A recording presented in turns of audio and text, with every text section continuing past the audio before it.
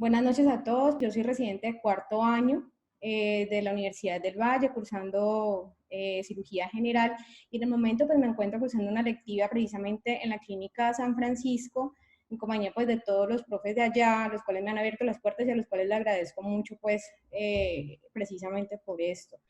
El día de hoy, pues, junto con mis tutores, que son el doctor Luis Fernando Pino y el doctor Juan Manuel Rico, que es cirujano hepatobiliar, quisiéramos compartir, digamos, un tema que no es del todo inocuo porque es una patología que nosotros le enfrentamos todos los días. Hacer una colecistectomía, tanto en la parte ambulatoria, en la parte de urgencias, es, digamos, algo a lo que se enfrenta el cirujano y al cual nosotros estamos a riesgo de pues, estar enfrente de una lesión iatrogénica pues, de la vía biliar.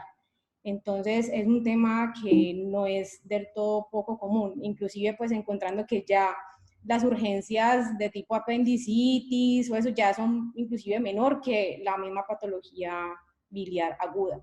Estas son, digamos, las guías en las cuales me he basado. Nosotros en el hospital universitario, junto con el doctor Juan Manuel Rico, elaboramos una guía de práctica clínica con el doctor Carlos Muñoz, que es ahorita fellow de trauma, en donde precisamente se hizo la guía sobre las lesiones iatrogénicas de la vía biliar, en la cual también me baso. Y el doctor Juan Manuel pues también diligenció la guía de práctica clínica en el Centro Médico Imanaco. Como para introducción, recordemos que con las cistectomías abiertas la tenemos desde hace mucho tiempo y que de acá hasta 1982, donde comienza la nueva era de la colecistectomía laparoscópica, pues tenemos lo que son las nuevas complicaciones precisamente por lesiones de la vía biliar, pero pues obviamente previamente ya se estaban presentando cuando se hacían estas colecistectomías abiertas. ¿Pero qué se encontró con las colecistectomías laparoscópicas? Pues sí, puede ser que ha aumentado el índice como tal de lesiones de la vía biliar, pero hay un mejor resultado en muchos otros aspectos, en la parte cosmética, hay menor dolor posoperatorio, menor activación de los mediadores inflamatorios, hay menor riesgo de infecciones de heridas, la estancia hospitalaria es menor, e inclusive el tiempo de discapacidad laboral está contado que es mucho menor. La incidencia de las lesiones de la vía biliar ocurren dependiendo pues igual de tantas partes en el mundo. Sin embargo, previamente lo que eran las lesiones por colecistectomías abiertas fue descrita en Bismuth desde 1981 en un artículo que recorrió casi 30 años, donde ellos encontraron que la incidencia era del 0,15% y posteriormente ahora estamos encontrando que la incidencia corelar puede ser hasta 3-4 veces de lo que eran las colecistectomías abiertas. Y pues eso es un dato importante pues para nosotros.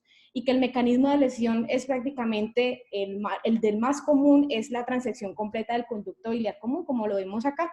Esa es la lesión más común. Y estas son, digamos, todas las de la epidemiología a nivel del mundo, que nosotros vemos en diferentes países, que van desde el 0,1 hasta el 0,05, hasta, miren esta acá, descrita en Colombia por el doctor Sabogal, un estudio multicéntrico, hasta el 1,7%. Pero ¿qué hay de nuestra epidemiología? ¿Qué hay de nuestra zona, de nuestro país? Este que es un estudio de Medellín, del doctor Carlos Morales, en donde ellos hicieron un recorrido de 5 años del Hospital San Vicente para mirar la incidencia de lesiones de vía biliar en un hospital universitario. Hicieron un recorrido de más de 1.600 colecistectomías y encontraron que su incidencia es del 0,8%, no muy lejos de lo que da la literatura. Y estas se encontraban más como haciendo lesiones bajas, o sea, lesiones no tan graves como las lesiones de Strauss tipo A, en donde pues estaba relacionada a cuando había mayor tiempo quirúrgico o cuando había pues mayor riesgo de sangrado. Y su conclusión fue esa, pues es baja a pesar de que es un hospital universitario. ¿Y qué hay de nuestro hospital? El doctor Juan Manuel Rico con el doctor Felipe Castro hicieron, digamos, en un año, casi en 17 meses, si no estoy segura, entonces hicieron el recorrido de solo 18 pacientes en un año o un año y medio, entre febrero del 2018 hasta el 2019 en julio, y que encontraron que los pacientes que llegaban al Hospital Universitario del Valle pues llegaban porque tenían algunos factores clínicos como el dolor o ya el paciente venía con una respuesta inflamatoria sistémica ya instaurada, y estos fueron los hospitales de los cuales pues venían los pacientes, y encontraron que hubo un hospital en donde habían pues la remisión era mucho mayor, o sea, 8 pacientes, estoy hablando de 17 meses, y que el tipo de operación inicial había sido precisamente una colecistectomía laparoscópica en el caso de 13 pacientes. que inclusive dos cirujanos se atrevieron a realizar una reconstrucción de la vía biliar y que hubo otro tipo de cirugías. Otro tipo de cirugías, pues porque en algunas ocasiones pues habían un hemoperitoneo, un bilioperitoneo, entonces habían sido llevados a laparotomía, hepatorrafia, CEPER y otros más. Y había algunas otras complicaciones, entre ellas estenosis de la vía biliar, pues no hubo ninguna, fugas anastomóticas en necesidad de reoperación o sangrados posoperatorios. E inclusive el tipo de lesión de los cuales llegaban al hospital universitario eran las más frecuentes, la tipo 2, seguidas por tipo 1, tipo 3 y tipo 4. Bismuth. Ahora, en cuanto al momento de reconstrucción, vieron que pues casi más del 66% esperaron más de 6 semanas para realizar la reconstrucción. Entonces vemos que son datos un poco alarmantes y que en realidad uno como cirujano, cuando va a entrar a una cirugía de estas, pues siempre va a estar en el riesgo de que el paciente pueda llegar a tener una lesión de la vía biliar. Pero nosotros tenemos que saber identificar qué personas pueden estar más a riesgo que otras. Y hay 3 factores muy importantes. 1, los factores que son inherentes al cirujano. 2, los secundarios a otros factores locales como factores inflamatorios, ya vamos a ver cuál. Y 3, los inherentes al paciente. Entonces, nuevamente, los factores inherentes al cirujano, pues es que está escrito en la literatura, uno de cada 2 cirujanos le va a pasar una cuestión de estas. Los cirujanos más jóvenes, me incluyo, pues somos de los que más tenemos riesgos porque vamos a ver que vamos a tener menos todavía curva de aprendizaje y por el cual pues vamos a tener más riesgo de realizar una lesión de la vía biliar. La falta de práctica e inclusive la fatiga, y por eso está descrito que aquellos hacer un trabajo de más de 12 horas y todo eso, pues obviamente va a corresponder a que hayan más eventos de este tipo. Factores locales como cuáles, inflamatorios, que el paciente venga con una colecistitis crónica, mire lo que aumenta la incidencia, hasta un 3%, o que el paciente tenga un cólico biliar, un 0.18%, o cuando tienen un episodio de una colecistitis, pues obviamente eleva a 0.36%, es decir, al doble de lo que normalmente puede pasar si es una colelitiasis. Y pues el síndrome de Mirizzi, que pues básicamente sí está asociado, sobre todo cuando son de tipo 3, 4 y 5, que tienen ya compromiso pues de organizar a un colon, al duodeno o al estómago, pues ahí cerca, y que pueden hacer una fístula, pues tienen más riesgo de hacer una lesión de la vía biliar. Inherentes al paciente, los hombres, siempre es mucho más difícil hacer, y uno ha encontrado que sí, es así, los obesos, pues, pacientes con peso mayor de 90 kilos, los pacientes con edad avanzada, los pacientes que tienen cirrosis, tienen un hígado pues que es intocable, fiable, sangre por toda parte, los que tienen hipertensión portal o que tienen algunos cambios de la anatomía del pedículo. Aquí está descrito, los que tenemos menos curva de aprendizaje, pues obviamente vamos a tener una probabilidad de lesión de la vía biliar mucho más alta. ¿Cómo vamos a clasificar la lesión? Existen muchas clasificaciones, que la de Bismuth, la de Stewart, Hanover, bueno, pero la clasificación mundial, para que nosotros nos entendamos en un mismo lenguaje, va a ser la clasificación de Bismuth y la clasificación de Strasberg. Entonces, la clasificación de Bismuth se trata de que la lesión tipo 1 es una estenosis que está distal a 2 centímetros de la bifurcación o de la confluencia, la tipo 2 cuando está a menos de 2 centímetros, la tipo 3 cuando tiene compromiso de la confluencia pero con un techo normal. La tipo 4 es cuando hay compromiso de la confluencia y del techo, y la tipo 5 es cuando pues, hay un estenosis del hepático más un derecho escalonado. Aquí lo vemos.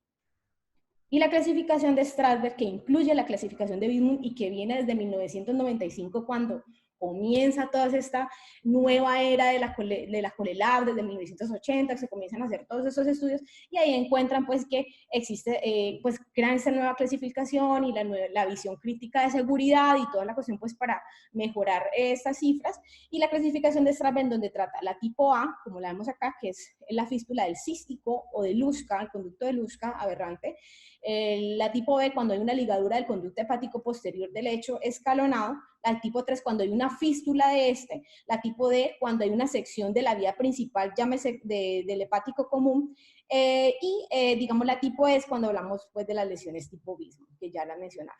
Hanover pues lo que hace es complicar un poco más las cosas, sí, pero en realidad une lo que es lesión de la vía biliar, lesión arterial, lesión venosa, y con eso nos da una clasificación, pues de la cual pues no voy a hacer mucho énfasis, pero digamos es una muy buena porque en realidad nos está diciendo específicamente dónde se encuentra la lesión y bajo a qué estructuras pueden estar comprometidas. Y bueno, entonces hablemos ya tenemos factores de riesgos, pero tenemos que saber que si tenemos un factor de riesgo, pues tenemos que prevenir la lesión. Entonces, ¿cómo vamos a hacer? ¿Cómo vamos a prevenir y cómo vamos a hacer una detección temprana pues de esto? Y es que lo que ya hemos visto en las guías de las AGES, en lo que nos han enseñado y que desde 1995 viene mandando la parada, es que trate de obtener visión crítica de seguridad.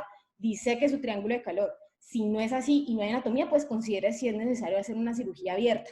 2.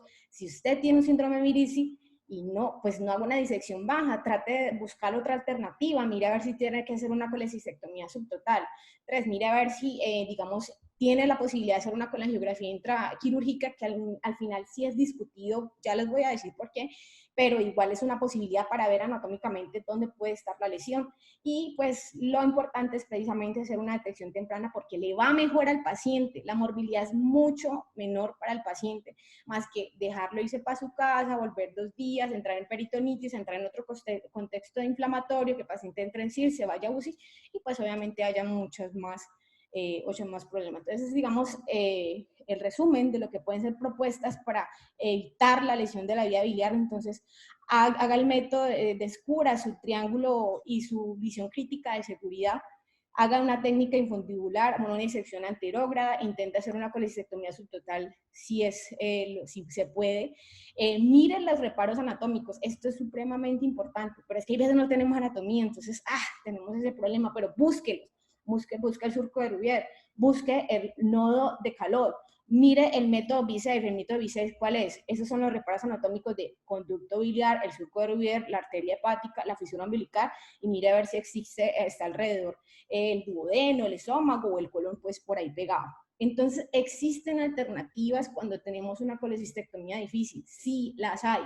Convierta a cirugía abierta. Mire si tiene una colangio intraoperatorio, si la puede hacer. Si tiene la necesidad de hacer una colecistectomía subtotal, si tiene la necesidad de pedir ayuda, es que hay veces para uno es tan difícil, digamos, hacer la llamada a un amigo, pero se puede hacer, pide la llamada a un amigo, si tiene un cirujano y está en problemado, trate de buscar la ayuda de él y si se puede hacer en el proceso quirúrgico con él, más que con un ayudante menos experimentado, pues muchísimo mejor.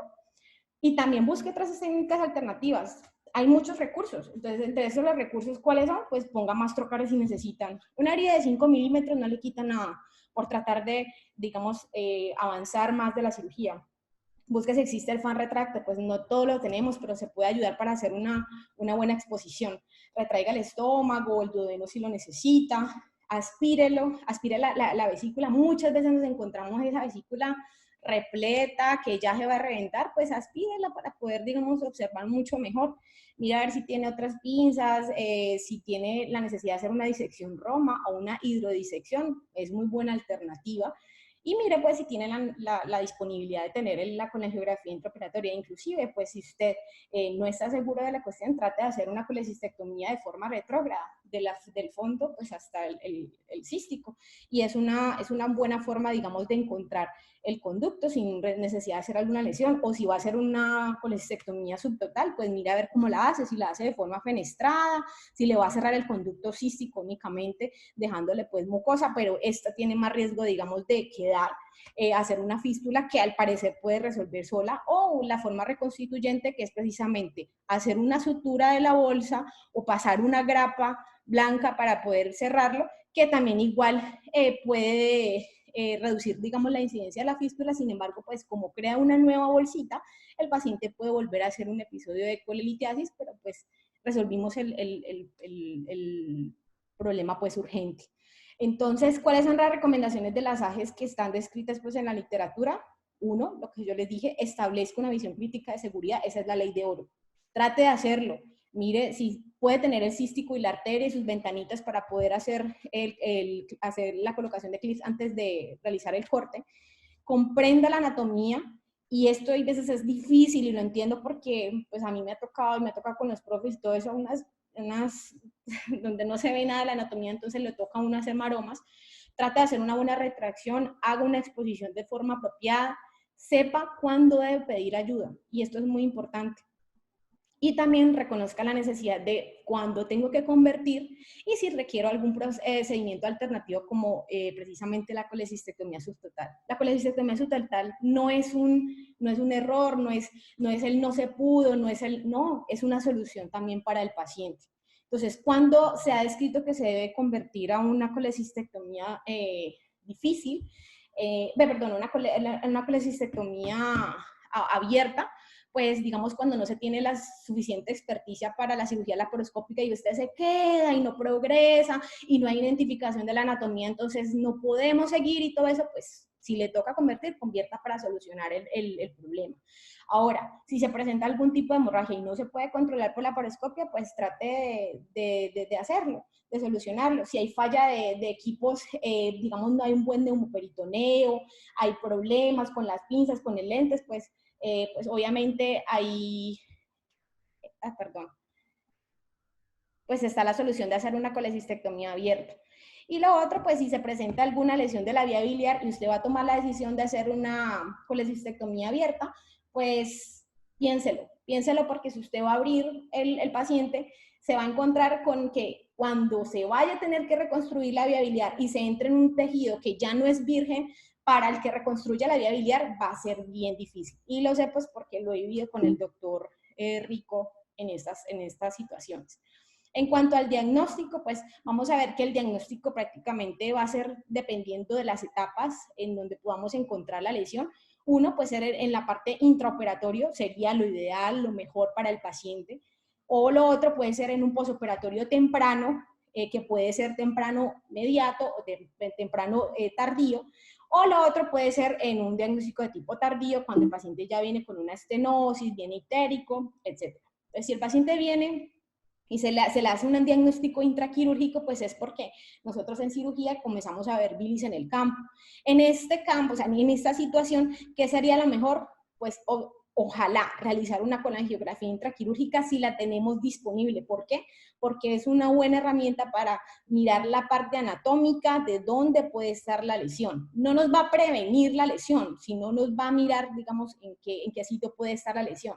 Y entonces, ¿en qué sitios pueden hacer? Pues puede haber una lesión parcial del hepático, una lesión total, puede haber una lesión pues, del conducto derecho de forma escalonada, puede haber una lesión pues, en la bifurcación de la parte baja, y pues lo ideal es hacer un enfoque terapéutico de forma inmediata.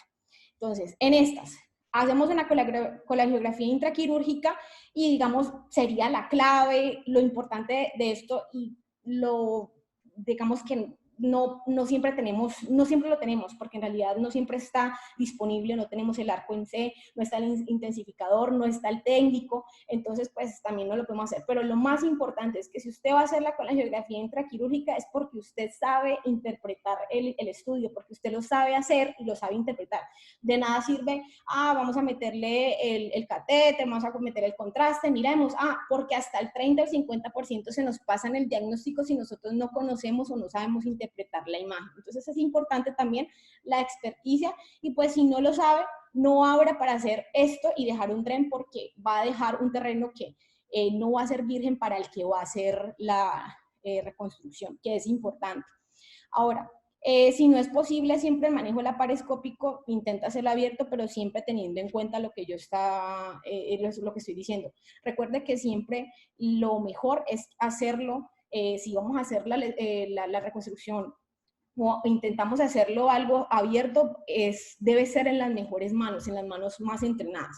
Entonces aquí vemos, digamos, algunas imágenes de lo que podría ser una colangiografía intraquirúrgica y recordemos que esto no se debe hacer de rutina, porque si se hace de rutina, pues tampoco hay diferencias significativas en cuanto a prevenir la lesión de la vía biliar. En la lesión de la vía biliar no hay ninguna diferencia entre hacerla de rutina o hacerla de forma selectiva en algunos pacientes.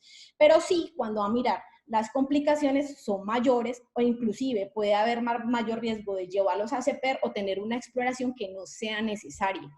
Ahora, entonces, la colangiografía intraoperatoria, su mayor ventaja no es la prevención de la lesión del conducto biliar común, sino la capacidad de reconocer intraoperatoriamente una lesión que ya ha ocurrido.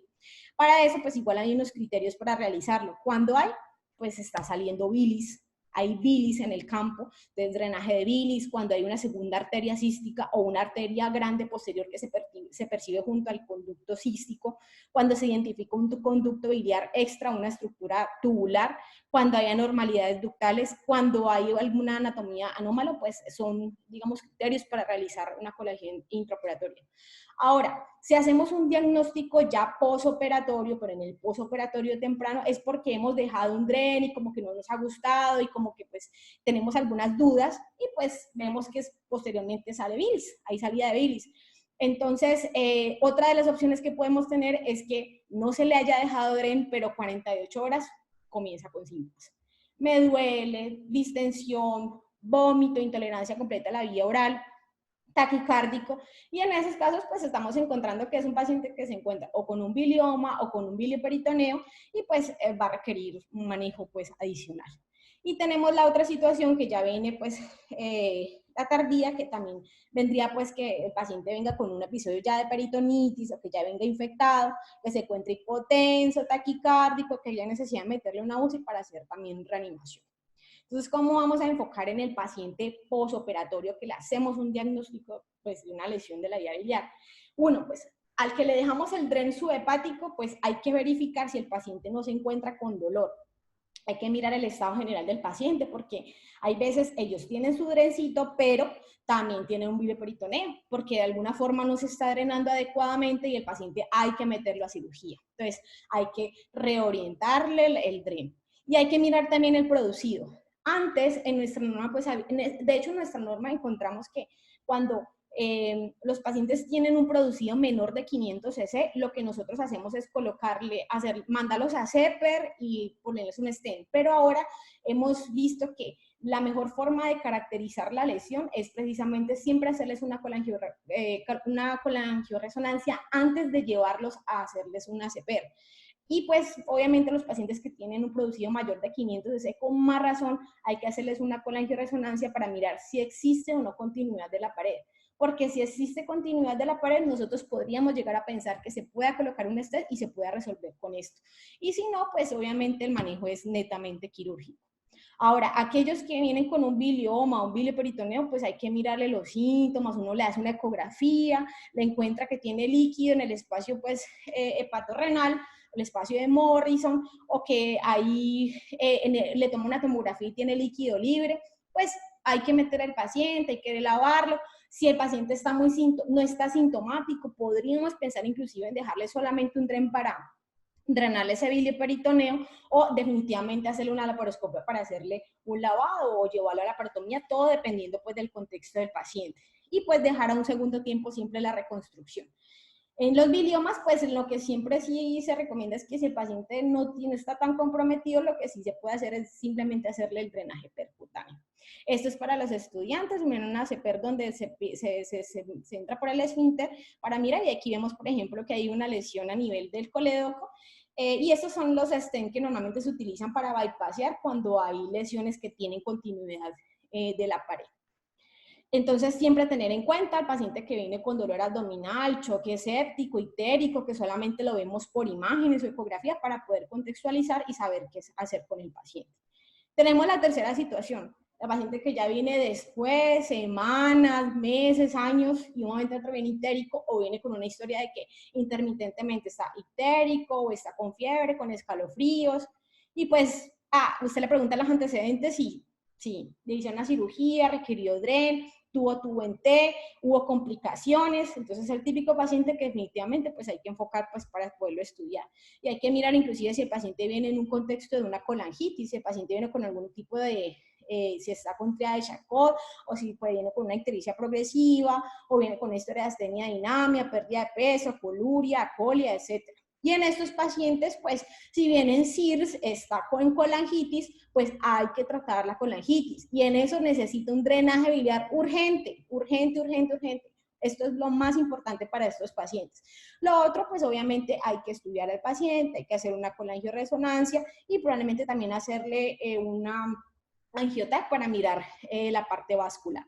¿Por qué? Porque las lesiones vasculares están casi pegadas en una incidencia del 12 al 36% cuando hay lesión de la vía biliar. Y hay que sospecharlo, siempre hay que sospecharlo. Y si usted tiene cómo hacerlo, tiene la experticia para hacerlo, trate de disecar la arteria hepática derecha y mírelo. O mejor, si usted está en una cirugía abierta, tiene el ecodoppler y tiene la experticia, trate de mirar la ecografía para poder saber qué va a hacer con el paciente, porque eso es uno de los factores que uno dice, ¿será que lo puedo reconstruir ahorita?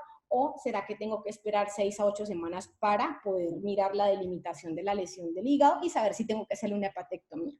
Ahora, entonces, miramos, esperamos la decoloración del hígado, miramos si existe, digamos, algún tipo de isquemia pues, intraquirúrgico e inclusive en algunas ocasiones pues para esperar.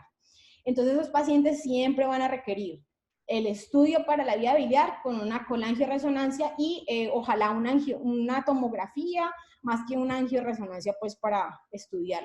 Aquí vemos, por ejemplo, un compromiso completo del lóbulo hepático derecho. Ahora, entonces, siempre mirar el contexto del paciente. Hay que mirar condiciones de, ¿el paciente está en un contexto inflamatorio o bien ambulatorio? El tipo de lesión, ¿puedo hacer una lesión térmica o no? ¿Puede haber una lesión o no vascular? Porque todas esas cosas hay que considerarlas para saber si se puede hacer una reconstrucción inmediata o no.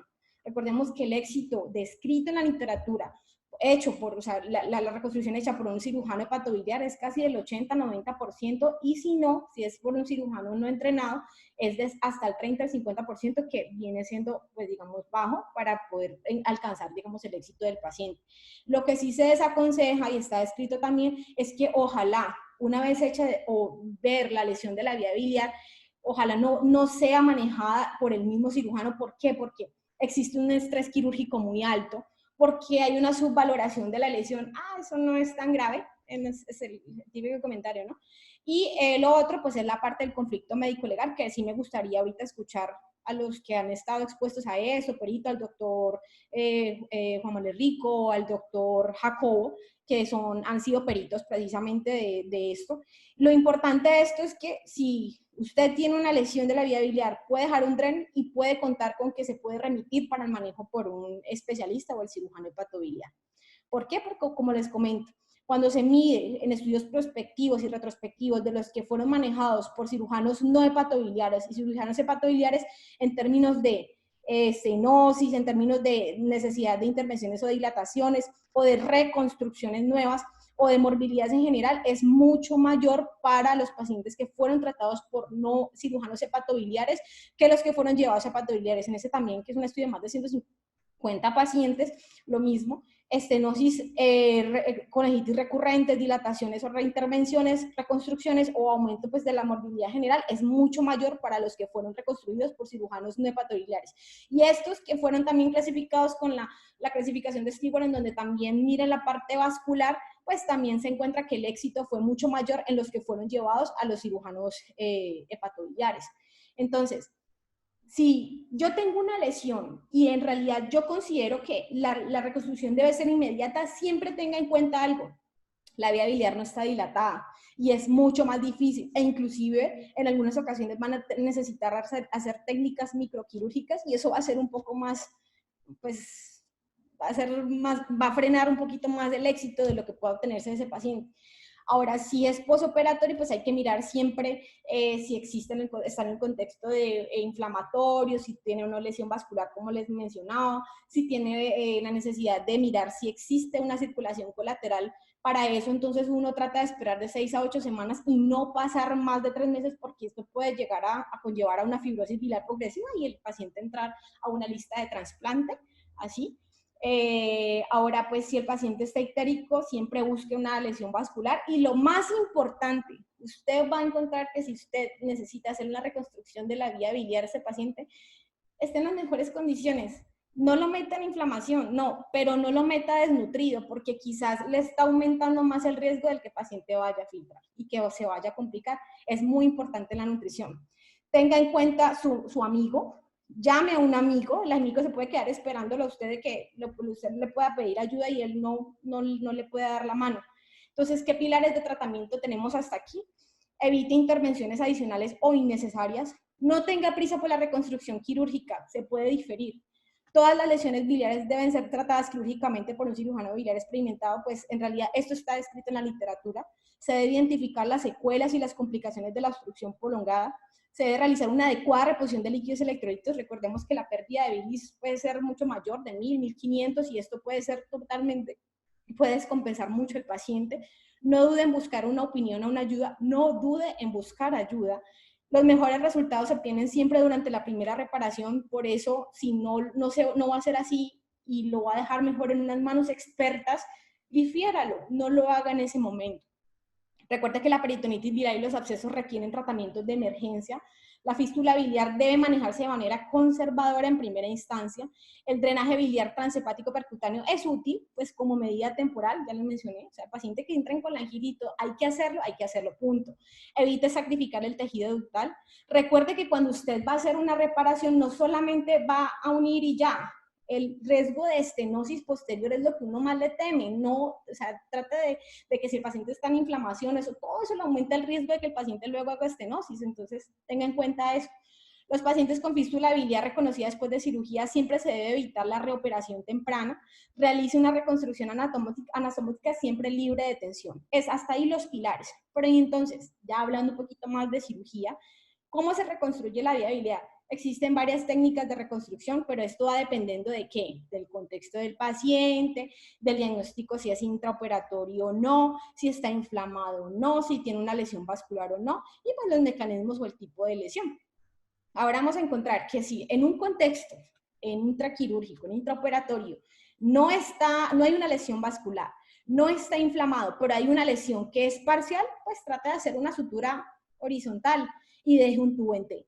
Ahora, si es una lesión completa, pues ya es un poco más complicado, requiere ya una anastomosis biliodigestiva, experticia del asunto, y si es una lesión del hepático izquierdo, su técnica quirúrgica va a ser un head cleanup, o si es un hepático derecho, una hepático-yeyunostomía de tipo término lateral. Entonces, si es una lesión parcial, lo que les mencionaba, es una lesión horizontal, trate de hacerla siempre horizontal para que no estenose el conducto, con PDS 6-0, 7-0 separados y deje un tubo en T. Cuando es una lesión, digamos, del hepático izquierdo, donde pues prácticamente es una lesión completa, entonces lo que vamos a hacer es un head clean-up, hacer una boca anastomósica amplia de más de 2 centímetros, que en realidad no necesita tutor, y lo que vamos a hacer es una anastomosis con el yeyuno en forma de Y de Rux. ¿Y cuál es el problema? Como les digo, el objetivo es no llegar a esto. ¿Por qué? Porque las estenosis se han visto hasta en las hepático-yeyunostomías hasta en un 15 o 70% y en el head clean-up de un 5 a 10% en manos expertas. Ahora, si estamos hablando de que le colocamos un dren, miramos el drenaje pues de la fuga de bilis, pues habíamos dicho que dentro de nuestra norma, inclusive en la literatura se ha descrito que cuando es una producción menor de 500 cc, usted puede llegar a pensar en realizarle una CPR, y si tiene pérdida de la continuidad, pues llévelo a cirugía. Pero si no, considere realizarle la colocación de un stent. Tenga en cuenta que cuando usted le coloca un stent, pues la calidad de vida del paciente no es la mejor y que quizá hay que hacerle cambios cada 3, 4 meses, y esto impacta la calidad de vida de los pacientes, y cuando esto impacta la calidad de vida de los pacientes, pues hay que pensar en realizarles manejo quirúrgico. Y pues obviamente si no tiene continuidad en la CPR, hay que reconstruir la vía biliar y pensar en un head clean-up. Siempre se debe considerar lo peor, e inclusive considerar lo peor es los peores escenarios, que el paciente pueda tener una lesión vascular y que termine en una hepatectomía o en un trasplante hepático. Entonces, en una hepatectomía que ocurra hasta en un 0 a 6% por lesión iatrogénica de la vía biliar, ¿cuándo se debe hacer? Cuando tiene una lesión estenótica o isquémica de los canales secundarios, cuando hay una lesión vascular doble que repercuta en el tejido y en la vía biliar, que haya una necrosis de la hepática derecha y haya abscesos biliares e inclusive hasta cloacas, o que haya formación de cálculos intrahepáticos por estenosis proximales de estas, de donde se encuentran las lesiones. ¿Y cuándo hacer un trasplante? Pues cuando ya hay una cirrosis biliar secundaria, cuando hay una estenosis bilateral hasta los radicales secundarios, cuando hay isquemia y necrosis de la hepática completa, cuando hay insuficiencia hepática secundaria a la lesión vasculobiliar severa, y cuando hay una lesión completa en paciente con hepatopatía crónica. Recuerde que estos pacientes no es para dejarlos a 1 año o 2 años.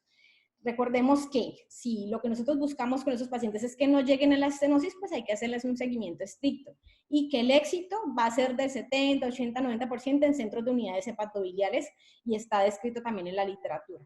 Y hasta los 2/3 de las estenosis se aparecen en los primeros 2 a 3 años, el 50% a los 5 años y el 90% a los 7 años. O sea que mínimo hay que hacer un seguimiento de 7 años. Y es que el paciente ante el mínimo síntoma, riesgo de hacer una ictericia, una colangitis, tiene que ser estudiado y llevado a una colangioresonancia. Ahora, si ya la lesión es que en el seguimiento hizo una estenosis temprano, habla de 1 o 2 semanas, tenga en cuenta que eso es por mala técnica quirúrgica. Que si es a 2 meses, lo elegiste mal, hiciste en el momento que no debía haber hecho, pues porque estaba en una respuesta inflamatoria severa o porque no midió la parte vascular y pues son, digamos, malos momentos para realizar esta reconstrucción. Pues para concluir, encontramos siempre que lo que les dije desde un principio, la patología biliar es muy frecuente en nuestro medio, inclusive está ya casi que por encima de los apéndices y viendo en la clínica en la que me encuentro casi que diario, yo veo más enfermedad de colelitiasis, colecistitis que apéndices, que existen factores de riesgo que nosotros tenemos que saber identificar y que debemos prevenir y que tenemos que tener en nuestra cabeza que existen algunas alternativas, tanto en la parte de la paroscopia, como hacer técnicas como subtotal, o pedir ayuda, o tener el amigo, siempre identificar, digamos, la anatomía en el procedimiento quirúrgico, y si yo identifico una lesión de la vía biliar, debo identificar, ojalá, y clasificarla. ¿Con qué? Con el lenguaje mundial, tipo Bismuth, tipo Strasberg. Debo de hacer un enfoque de manejo y pensar en el enfoque ya dependiendo de qué etapa me encuentro. Si es que lo encontré intraquirúrgico, si fue postquirúrgico inmediato, tardío, o si fue tardío, pues semanas, años, pues. Y hay que tener en cuenta que siempre la experticia del cirujano es lo que va a marcar la parada. Si usted no es experto en el tema, si no ha manejado ese tipo de pacientes, no abra el paciente, porque como le comento, si usted abre el paciente no va a encontrar un terreno virgen para el que pueda hacer la reconstrucción y que le quede un poquito, digamos, mucho más fácil en realidad. Trate de llamar a un amigo o remita si es necesario. Tenga en cuenta las técnicas quirúrgicas que se encuentran, desde las lesiones parciales a las lesiones complejas, que existe también soluciones con la CEPRE, pero siempre estudie la vía biliar, colangio, resonancia, y trate de hacer un control, un seguimiento estricto. En lo posible, digamos, los cirujanos entrenados en centros de alto volumen con mínimo de 2 años de exposición y con habilidades para trasplante hepático. Eso es lo que en lo posible debe de suceder. Este es el algoritmo que utiliza, digamos, el doctor Juan Manuel Rico, descrito en sus guías de manejos en el Centro Médico Inbarato, que igual están descritas en nuestras guías de manejo para la Universidad del Valle. Y es prácticamente un resumen de lo que acabo de decir. Si usted sospecha una lesión de la vía biliar, mire en qué contexto está, en qué etapa se encuentra. Si usted la sospecha de forma intraoperatoria, ojalá tenga una colangio intraoperatoria y la puede hacer. Y si tiene una colangio intraoperatoria, pues para mirar la anatomía, la lesión de la vía biliar. Si usted está en un contexto de que no está inflamado, no hay una isquemia, no hay lesión de vascular, mire estas opciones. Si es una lesión parcial, trata de hacer una sutura horizontal, no estenosante. Mire, si es una lesión completa, pues estamos en una situación agradable porque no está inflamado, no hay isquemia, no hay lesión de la vía biliar, se puede hacer una reconstrucción inmediata. Si está lesionado, digamos, el sectoral del lecho, lo que puede hacerse es una hepatoyeyunostomía de tipo término lateral. Pero si estamos en condiciones locales adversas, está inflamado, no estamos seguros si hay una lesión vascular o no, debe esperar de 6 a 8 semanas y déjelo con un dreno orientado para poder manejarlo. Ahora, si hicimos el diagnóstico de tipo postoperatorio, estúdielo, hágale una colangioresonancia, mire si tiene o no continuidad de la vía biliar. Y si tiene continuidad de la vía biliar y le puede hacer una CEPER y dejarle un stent y solucionarlo, perfecto. Y pues lo otro es, si el paciente acepta, de no impacte su calidad de vida, perfecto. Con la CEPER y con los cambios de los stents lo podemos manejar, si no, llévelo a cirugía. Ahora, si no hay continuidad, pues hay que hacerle siempre un estudio vascular y llevarlo a cirugía. Y si estamos hablando de una estenosis tardía, pues siempre cuando nos llega, mirar la parte vascular, estudiarlo con una colangioresonancia y una angioresonancia para luego pensar en hacer una reconstrucción de la vía biliar. Y esto era lo que quería compartirles. Nada, yo antes que nada, pues primero el agradecimiento por este espacio, las puertas que me están abriendo en la Clínica San Francisco, que ha sido muy buena rotación, y un muy buen sitio de práctica y una muy buena exposición, en lo cual pues he visto varios casos, inclusive hemos tenido que explorar vía biliar, hemos tenido que realizar colecistectomías difíciles, bastante difíciles porque son bastante difíciles, y que la exposición ha sido muy buena.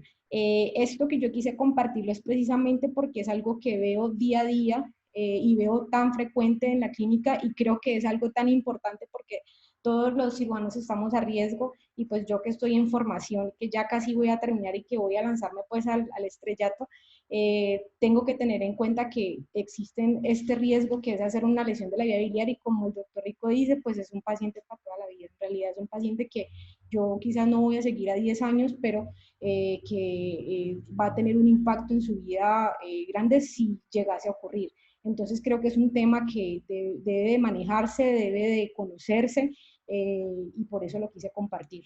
Y le doy gracias a todos pues por su atención. Muchas gracias, Juan Manuel. Muchas gracias, Susan. Muchas gracias a todos los asistentes y participantes. Muy amables. Yo creo que podemos entonces dar por terminada la actividad. Okay. Muchas gracias a todos. Gracias, doctor Juan Manuel Rico, por estar con nosotros. Mil gracias. Con gusto, un abrazo a todos. Bueno, hasta luego.